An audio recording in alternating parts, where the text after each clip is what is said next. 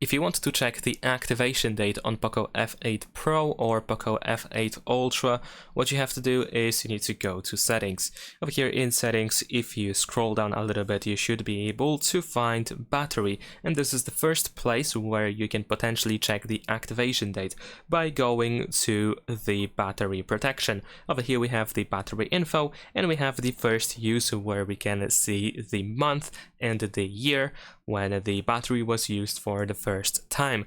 What you can also do is you can go to Google in settings over here. Once you open Google services, you can tap on your profile on your account, and we're gonna tap on manage your Google account. Now we need to wait a couple of seconds, and then over here proceed to security and sign in. And in here scroll down a little bit in order to find your devices, and over here in the devices we should be able to find sessions on Android. So we're gonna proceed over here, and we should be able to find our POCO F8 Pro or POCO F8 Ultra.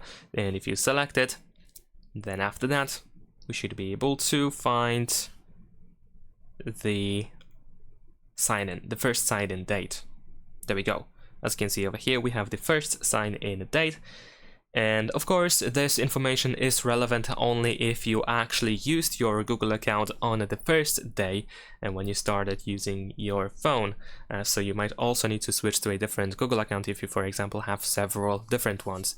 And if you didn't sign in on the first day, then of course this date might be slightly inaccurate.